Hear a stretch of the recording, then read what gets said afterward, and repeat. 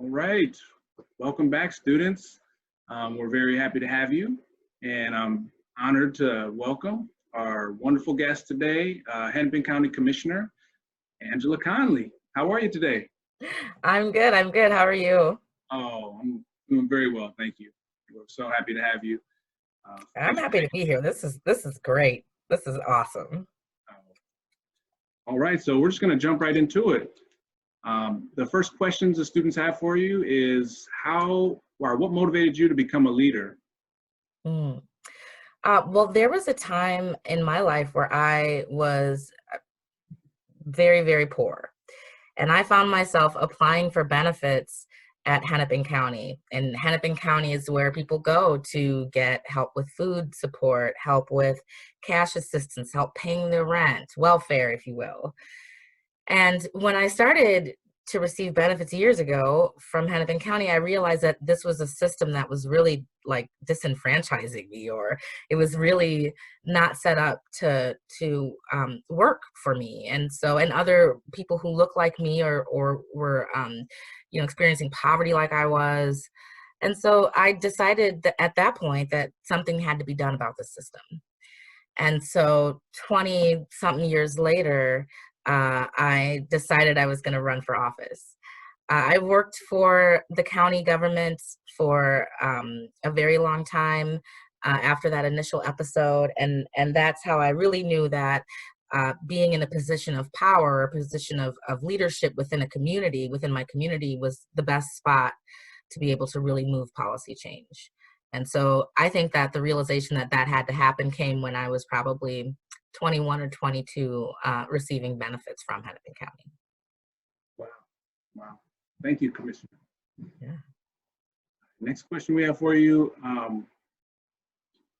on your journey, you know, did you face any obstacles getting to where you are now? Any obstacles or barriers along the way? Yeah, so, my election was a historic election, and a lot of people just didn't believe in me. So, uh, for anyone who does not know, I became the first the first Black Hennepin County Commissioner ever in its 166-year history. So, Hennepin County, which most of you live in, or all of you are in, is uh, Hennepin County is this huge level of government, this huge responsible party, and I really had to like prove that I was worthy of being a county commissioner. So in the largest county in the state, never having had anyone of color on the county board, I had to really um, really prove that I could do this work. And I had to run against someone who had already been elected in that seat for almost 30 years. Everyone knew him.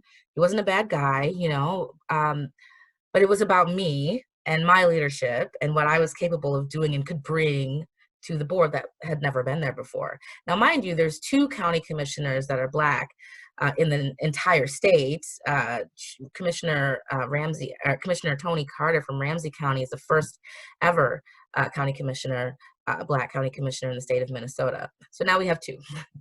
But people don't often believe that you're capable. So you have to do so much more. You have to prove that you're the right one. You have to build trust with people, which is a good thing. But there's a lot of people that were just skeptical to begin with, that they thought this was a race that couldn't be won. And we won it. And we won the election, by 14% of the vote. It was a big win. And from there, I started to earn a lot of respect from people around various different political circles. Uh, so I think the biggest thing was having to face the fact that there's a lot of people out there that don't quite believe in me yet. So how am I going to make sure that they believe that I'm a capable leader? How do I make sure to work in a way that's grounded in community and grassroots, just because that's who I am? Um, and how do you bring that into the political atmosphere? So yeah, I would say that the challenge was just entering into the space, which they make it intentionally difficult to do, especially for Black people and other communities of color. Thank you, Commissioner.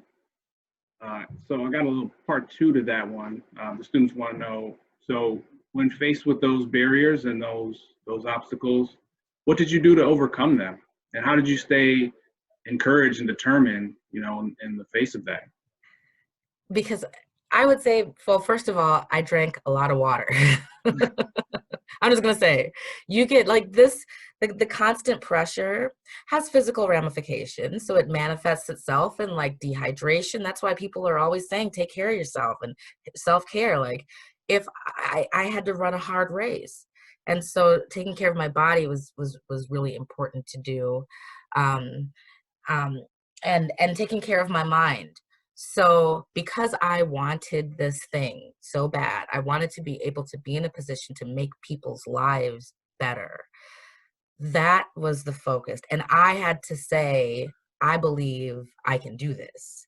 And I believe that we're going to change minds and hearts and change conversations. And this election there is so important because this is what people are focusing on, this message that they haven't heard in 30 years, in our communities, and it resonated with people and it was relatable to people, so that gave me the confidence I needed. Even just having a conversation with some youth, who I know are voting age, and we're talking about things that I can relate to and they can relate to in terms of what they want to see change in their worlds.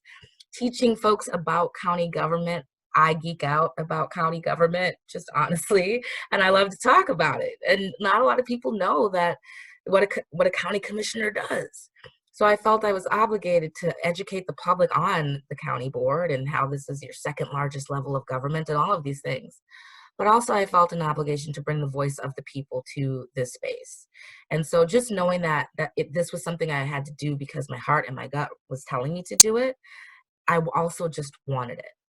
And when you want something, you will sacrifice, you will make sacrifices, you will focus really intently so that you're thinking strategically about how you're going to accomplish this goal, and you're doing it in a way that's ethical, so you're not like tearing anyone else down to get to where you want to go.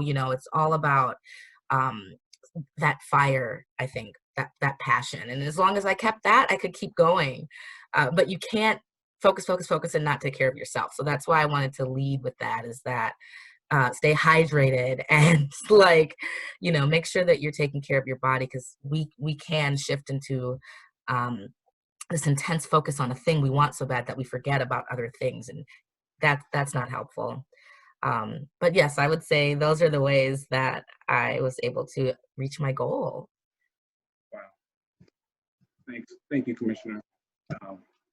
Final question for you. Yes. So what advice or words of wisdom can you share with our young people that are just now beginning their journey towards leadership and community service? Oh, wow. I have so much to say. But I won't say all the things, but I have a lot to say. Like, really know that the community that you live in is an extension of yourself. That's a lot of power, because you can do so much to change what you see in community if you see it as an extension of yourself. How you take care of yourself is how you would take care of your community. And so when I think about going into the world, and going into the world mindful of the importance of community service, it's also about serving yourself. So that's just kind of how I look at it. I want people to understand that you determine how you want to reach where it is that you want to go. You can change that at any point. You can decide that you want to do something differently with your life halfway to where you thought you were going. I did. I never thought I would be working, or never thought I would run for office. I never thought I would be in politics. I thought I would be always just this grassroots fighter for social justice issues. But when I realized that this was much bigger than staying on the inside, trying to, manipulate things and work to change policy from the inside, I had to go to the top. And so it's a matter of looking long term too. Like, where do I, where do I need to be in a couple of years in order to get to where I want to be in 5 years?